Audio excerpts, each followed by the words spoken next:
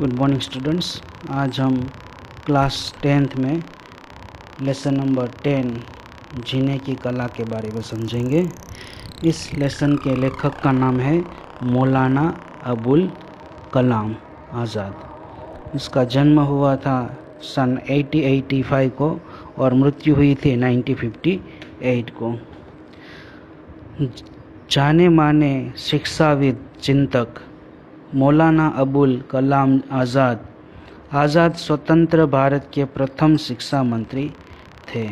वे प्रखर विद्वान एवं अरबी फारसी के ज्ञाता थे।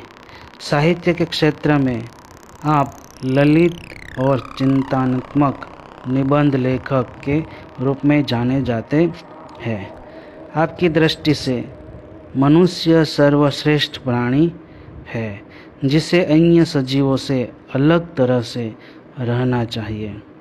जीने की कला एक आवश्यक कला है। व्यक्ति को इस कला से भली भांति परिचित होना चाहिए कि जीवन कैसे जीना चाहिए।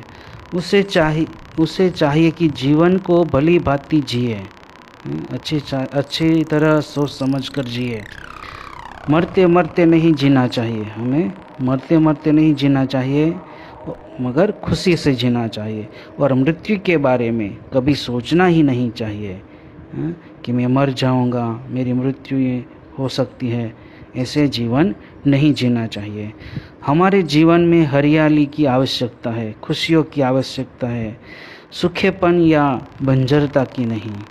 खिले हुए पुष्प, बहते झरने, गाते पंछी और बहती हवा आदि को देख मनुष्य प्रसन्नता का अनुभव कर सकता है। इसीलिए यहाँ लेखक ने जीने की कला ये लेसन का नाम रखा है। वस्तुतः हमारे धर्म, दर्शन और आध्यात्म के गहन दर्शन ने मनुष्य की अनावश्यक गंभीर और कृत्रिम बना दिया है। उसे सहज नहीं रहने दिया, जीवन को सरल नहीं रहने दिया। जीवन का लक्ष्य आनंद की प्राप्ति करना होता है। जीवन का जो लक्ष्य होता है वो आनंद की प्राप्ति करना होता है, जिसे सिद्ध करने में ही लगे रहना चाहिए। जिसको सिद्ध करने कि हमारे जीवन में खुशियाँ कैसे आए, ये सिद्ध करने में लगे रहना चाहिए। तो अब हम लेसन स्टार्ट करते हैं स्टूडेंट्स। लेसन में ऐसा लिखा है कि लोग सदा इस खोज में लगे रहते हैं कि जीवन को बड़े बड़े काम में लाए, मगर वे यह नहीं जानते कि यहाँ सबसे बड़ा काम खुद जीवन है। लोग सदा इस खोज में लगे रहते हैं कि जीवन को बड़े बड़े काम में लाए। जीवन को बड़े बड़े कामों के लिए काम में लाए। हमें जीवन में बड़ा काम करना चाहिए, मगर यह नहीं जानते कि यहाँ सबसे बड़ा काम खुद जीवन है। हमारी लाइफ, हमारी ज़िंदगी ही सब अच्छी बने, खुशियों वाली बने, यही सबसे बड़ा जीवन का काम है। अर्थात जीवन को हंसी खुशी में काट देना। यहाँ इससे ज़्यादा सरल काम कोई नहीं है कि मर जाइए, और इससे ज़्यादा विकट काम कोई नहीं है कि जीते रहिए। मर जाना वो एकदम ईजी काम है, मगर अच्छी तरह खुशी से आनंद में जीवन जिए, ये काम बहुत मुश्किल है। ऐसा यहाँ लेखक कहना चाहते हैं। जिसने यह मुश्किल हल कर ली उसने जीवन की सबसे बड़ी गुत्थी सुलझा ली। जिसने ये मुश्किल हल कर ली कि जीवन कैसे जिया जाए, जीवन को खुशियों से जीना चाहिए, खुशी के साथ जीना चाहिए, उसने जीवन की सबसे बड़ी समस्या सुलझा दी। मेरा ख्याल है प्राचीन चीनियों ने जीवन की समस्या को ठीक समझा था। मेरा विचार है कि प्राचीन चीनियों ने जीवन की समस्या, मुश्किलों को ठीक समझा था। एक प्राचीन चीनी वाक्य में पूछा गया है कि दुनिया में सबसे बुद्धिमान आदमी कौन है। दुनिया में सबसे बुद्धिमान आदमी कौन है। फिर जवाब दिया है कि जो सबसे ज़्यादा खुश रहता है, जो सबसे ज़्यादा खुश रहता है वही बुद्धिमान आदमी है।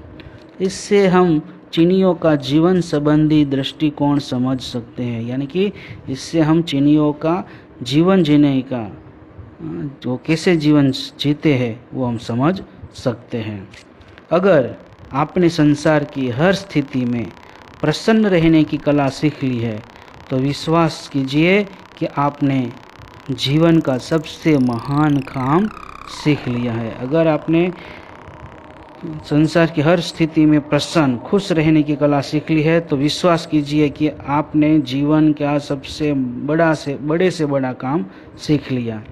अब इसके बाद इस सवाल की ज़रूरत ही नहीं रही कि आपने और क्या क्या सीखा है। खुद भी खुश रहिए और दूसरों से भी कहते रहिए कि अपने चेहरे उदास न होने दें। खुद भी खुश रहिए और दूसरों को से भी कहते रहिए कि अपने चेहरे उदास न होने दें, अपने जीवन में उदासी न लाइए। आजकल के एक फ्रांसीसी लेखक आंद्री गिद की एक बात मुझे बहुत अच्छी लगी, जो उसने अपनी आप बीती में लिखी है। ऐसा यहाँ लेखक कहते हैं, खुश रहना केवल एक ज़रूरत नहीं है, यह एक नैतिक उत्तरदायित्व भी है, एक हमारी जिम्मेदारी भी है। मतलब यह कि हमारे व्यक्तिगत जीवन का प्रभाव हम ही तक सीमित नहीं रहता, वह दूसरों को भी पकड़ता है। हमारी जो जीवन में उदासी होती है या खुशियाँ होती है, ये हमारे जीवन पर ही वो डिपेंड नहीं होता, यानी कि हमारे जीवन पर ही प्रभाव नहीं उसका पड़ता, मगर दूसरों के जीवन पे भी, हमारे आसपास के लोगों पर भी इसका प्रभाव पड़ता है। या यूँ कहिए कि हमारे सुख दुख की छूट दूसरों को भी लगती है। हमारे जीवन में सुख हो तो उसका असर भी दूसरे पर, यानी कि हमारे पास वाले व्यक्ति पर पड़ता है। अगर हमारे जीवन में दुख हो तो उसके भी हमारे नज़दीकी व्यक्ति पर पड़ता है। इसलिए हमारा कर्तव्य है, हमारी जिम्मेदारी है कि न आप उदास हो न दूसरों को उदास करें। हमारा जीवन एक शीशा घर है, एक आईना है। यहाँ हर चेहरे का प्रतिबिंब एक ही समय में सैकड़ों शीशों पर पड़ता है। अगर एक चेहरे पर भी छाया आ गई उदासी की तो वह छाया सैकड़ों चेहरों पर छा जाएगी। अगर खुशी की छाया आ जाएगी तो सैकड़ों चेहरों पर खुशियाँ आ जाएगी। ऐसा लेखक यहाँ कहना चाहते हैं। हम में से किसी आदमी का जीवन उसकी अपनी व्यक्तिगत जायदाद नहीं है। हम में से किसी भी आदमी का जीवन उसकी पर्सनल जायदाद नहीं है। हर आदमी पूर्ण संग्रह का अंश है। दरिया में एक लहर अकेली उठती है, मगर उस एक ही लहर से अनगिनत लहरें बन जाती हैं। दरिया में एक ही लहर अकेली उठती है, मगर उस एक ही लहर से अनगिनत बहुत सारी लहरें बन जाती है। यह हमारी कोई बात भी सिर्फ हमारी नहीं है। हम जो कुछ अपने लिए करते हैं उसमें भी दूसरों का भाग होता है। अगर हम इसमें जो कुछ अपने लिए करते हैं उसमें दूसरों का भी हिस्सा होता है।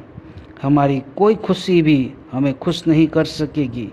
अगर हमारे चारों तरफ उदास चेहरे जमा हो जाए, हमारी कोई भी खुशी हमें खुश नहीं कर सकेगी। अगर हमारे आसपास बहुत सारे उदास चेहरे वाले लोग बैठे हो तो हम खुद खुश रहकर दूसरों को खुश करते हैं और दूसरों को देखकर खुद खुश होने लगते हैं। हम खुद खुश रहकर दूसरों को खुश करते हैं और दूसरों को देखकर हम खुद खुश होने लगते हैं। यह अजीब बात है कि धर्म, फिलॉसफी और सदाचार तीनों ने जीवन की समस्या हल करनी चाहिए। यह अजीब बात है कि धर्म, फिलॉसफी और सदाचार तीनों ने जीवन की समस्या हल करनी चाहिए, और तीनों में खुद जीवन के विरुद्ध भाव उत्पन्न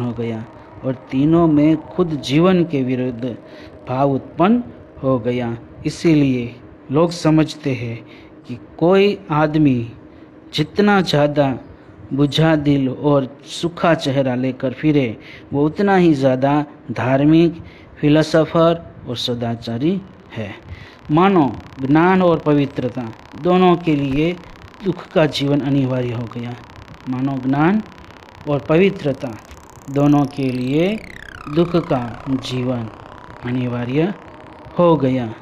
यह माना कि जिन गुत्थियों को दुनिया सैकड़ों वर्षों के सोच विचार से भी नहीं सुलझा सकी, यह माना कि जिन गुत्थियों को दुनिया सैकड़ों वर्षों के सोच विचार से भी नहीं सुलझा सकी, आज हम उन्हें हंसी ठट्ठे के 4 शब्दों से हल नहीं कर सकते। मगर यह तो मानना पड़ेगा कि यहाँ सत्य की ओर से आंखें बंद नहीं की जा सकती।